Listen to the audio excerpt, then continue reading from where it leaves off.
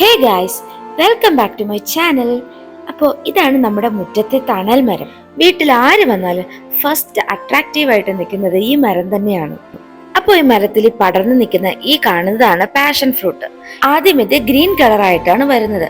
പിന്നെ ഇത് കഴിക്കാറാകുന്ന ഒരു പാകത്തിലേക്ക് എത്തുന്നത് റെഡ് കളർ ആകുമ്പോഴാണ്. ടെൻഷൻ മാറ്റാനുള്ള ഏറ്റവും നല്ല പാനീയമാണ് പാഷൻ ഫ്രൂട്ട് എന്ന് പറയുന്നത്. ഇതിന്റെ ഒരു മഹത്വം എന്ന് പറയുന്നത് ഈ ഫ്രൂട്ട് ജ്യൂസ് ആയിട്ടോ ജെല്ലി ആയിട്ടോ ഒക്കെ കഴിച്ചാലും ഒരു പ്രശ്നവുമില്ല. അത്രയ്ക്ക് പൊളിയായിട്ടുള്ള ഒരു ഫ്രൂട്ടാണ്. ഈ ഫ്രൂട്ട് എല്ലാവർക്കും കഴിക്കാം. പ്രഷർ ഉള്ളവർക്കും ഇല്ലാത്തവർക്കും, ഷുഗർ ഉള്ളവർക്കും അതുപോലെ ഇല്ലാത്തവർക്കും നന്നായി കഴിക്കാൻ പറ്റുന്ന ഏറ്റവും നല്ലൊരു ഫലമാണ് ഈ പാഷൻ ഫ്രൂട്ട് എന്ന് പറയുന്നത്. നമ്മുടെ ഈ പാഷൻ ഫ്രൂട്ടിന് ഒരു പ്രത്യേകത കൂടിയുണ്ട്.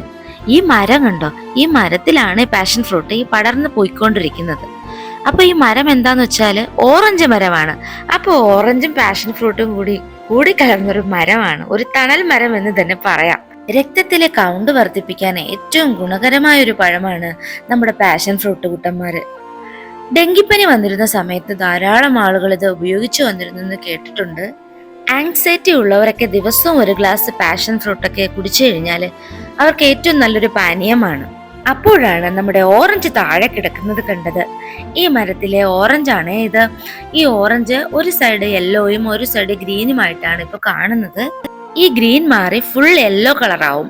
അപ്പോഴാണ് ഈ ഓറഞ്ചിന്റെ പാകമാകുന്നത്. നമ്മൾ കടയിൽ നിന്നൊക്കെ വാങ്ങുന്ന ഓറഞ്ചിന്റെ കറക്റ്റ് ഷേപ്പും അതേ കളറും തന്നെയാണ്. ഒരു തരത്തിലുള്ള വിഷങ്ങളും ഈ പാഷൻ ഫ്രൂട്ടിൽ അടങ്ങിയിട്ടില്ല എന്നുള്ളതാണ് ഏറ്റവും നല്ല ഒരു കാര്യമായിട്ട് എനിക്ക് തോന്നിയിട്ടുള്ളത്. കാര്യം തൊണ്ടിന് കട്ടിയുള്ള ഫ്രൂട്ട്സ് ആയതിനാൽ നമുക്ക് ധൈര്യസമേതം ഇതിന്റെ ജ്യൂസ് നമുക്ക് കുടിക്കാൻ സാധിക്കും. അപ്പോൾ ഇന്നത്തെ വീഡിയോ ഇത്രയേ ഉള്ളൂ. വീഡിയോ ഇഷ്ടപ്പെട്ടാൽ do like, share and subscribe my channel. അപ്പോൾ നെക്സ്റ്റ് വീഡിയോയിൽ കാണുന്നത് വരെ ബൈ ബൈ.